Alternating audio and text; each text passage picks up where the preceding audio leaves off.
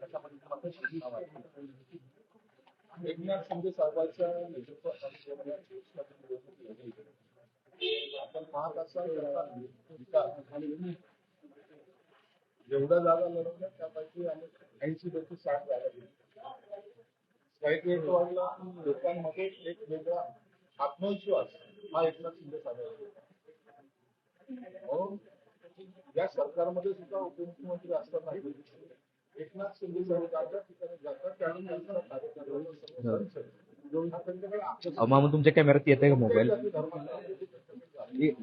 दुबळे जरा मागे परिवर्तनाची काही दुबळे जरा पण मागे त्याचाच परिणामात अनेक मान्यवर मागे असताना सांगितलं की आम्हाला ऑपरेशन कायदे करण्याची गरज नाही. आमच्याकडे एवढे गरज होत आहे की आम्ही त्या प्रवेशाला वेळ देऊ शकत नाही आमच्या अवस्था. हो, कार्यकर्ता हा आमच्याकडे येतोय त्याच्या मर्जीने येतोय आणि त्याचा परिणाम जे आता आजूबाजूच्या विधानसभेमध्ये तुम्हाला पाहायला या संदर्भात आतापर्यंत तरी एकनाथ शिंदे साहेबांचं जे काही निर्णय घेण्याचा टायमिंग असतो तो टायमिंग नुसार ते निर्णय घेतले. मला वाटतं 11-12 वाजेपर्यंत त्या संदर्भामध्ये निर्णय सुद्धा होतो. साहेब प्रहार जनशक्ती जो पक्ष आहे तो शिवसेनेत विलीन होणार असल्याची चर्चा आहे. महाविकास आघाडी काहीच आहे त्यांच्यामध्ये कधी एक वाक्याचं लवकिक आहे. आता कुणाला उमेदवार दिले कोण नाराज आहे यापेक्षा आता तो पक्ष कुठे आता एक शोधावा लागला. काँग्रेसने पहिल्यापासून त्यांची भूमिका ही स्पष्टपणे मांडली होती. त्यांनी जेवढं कॉम्प्रोमाइज या करण्यात होतं की त्यांना राज्यसभेच्या वेळेला सुद्धा त्यांनी कॉम्प्रोमाइज केलं. शरद पवार साहेब आहेत म्हणून त्यांनी कॉम्प्रोमाइज केलं. आताही त्यांनी विधान परिषदेला जर उद्धव ठाकरे असतील तर कॉम्प्रोमाइज करून त्यांनी स्टेटमेंट दिलं. परंतु त्यांना उमेदवार डिक्लेअर होईपर्यंत कोणत्याही प्रकारची सूचना सुद्धा देण्यात आली. काँग्रेसला डाऊन करणं किंवा काँग्रेसचा अपमान करणं हे उभाटाने केलेलं. मला काँग्रेस हा अशी ती पार्टी आहे पण ते काही सगळं गेलं तरी चालेल परंतु आम्ही आमचा हक्क सोडणार नाही या भूमिकेत कदाचित ते असतील. म्हणून काँग्रेस आता ही सेपरेट लढेल असे आता तरी वाटत. उद्धव ठाकरेंना पराभव उभे राहण्यासाठी चर्चा आहे काय वाटतं? त्यांना याची सर्व प्रकारची जाणीव असते त्यांना सर्व माहिती असते की उभाटाला संपवण्यासाठी त्यांच्या आतमध्ये त्यांचे पक्षाचेच लोक तयार आहेत. म्हणून घरचे दुश्मन त्यांच्यासाठी फार मोठे आहेत त्यांना इतरांची गरज नाही. म्हणून मला वाटतं सेफ साईड म्हणून ते आज निवडणुकीतून बाहेर पडले. साहेब काल सुषमा अंधारेंनी एक स्टेटस ठेवलेलं की उद्धव ठाकरेंच्या सोबत भेट घेतलेल्याच आणि त्याच्या खाली एक लिहिलं होतं की 100 आमदारकी खासदारकी या व्यक्ती पुढे कुर्बान. दिली तर ना तुम्हाला उमेदवारी दिली तर कुर्बान करा ना. ते दिले त्याला कुठे कुर्बान करता तुम्ही आणि पल्ला गाठायचा लवकर असं उद्याला भाषण झालं साधन करतो. आम्ही 42 वर्षापासून काम करतोय. 1-2 दिवसाचा प्रवास नाही आणि त्याच्यासाठी एकनाथ शिंदे असावं लागतं. ते आमच्या बहीण बघा वाघमारत यायला तुमच्या स्वप्नात एका मिनिटात उमेदवारी दिली राज्यसभेत पाठवतो. याला मनाचा मोठे म्हणून त्यांना शुभेच्छा.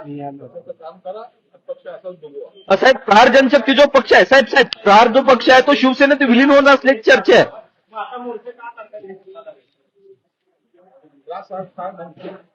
काँग्रेसची काय पॉलिसी आहे भाजपने आता विधेयक काय आणलंय या बाबतीमध्ये सर्व चर्चा होत आहेत आणि त्यासाठी देवेंद्र फडणवीस साहेबांनी सुद्धा सांगितलं कुणाला जर चर्चा करायची असेल तर ओपन आपण समोरावर करू आणि ते आव्हान प्रति आव्हान एक प्रकार देणं सुरू आहे. म्हणून याच्यावर आता भाष्य करणं योग्य. साहेब प्रहार जनशक्ती जो पक्ष आहे तो आपल्या पक्षात विलीन करण्याची चर्चा चालू आहे.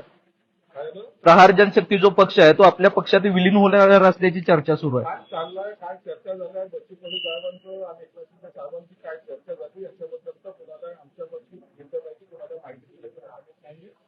त्याचा निर्णय ऐन वेळेला एकनाथ शिंदे साहेब देखील एकनाथ शिंदे साहेब दूर निर्णय घेतले मला तो पक्षाचा हिताचा असेल.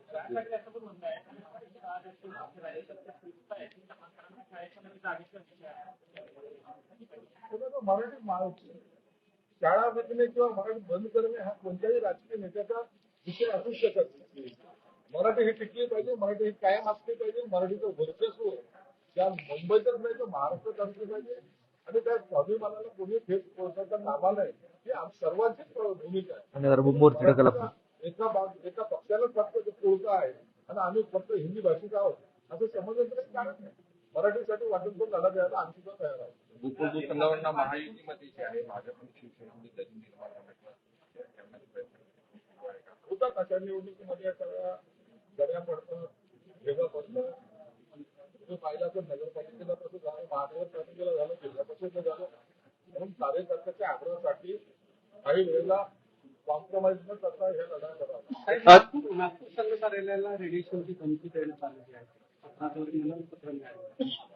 नागपूर कार्यालयाच्या सर्व सुरक्षेचा केंद्र पाहते, राज्यही पाहते, म्हणून त्याला धोका असण्याचं काही कारण नाही.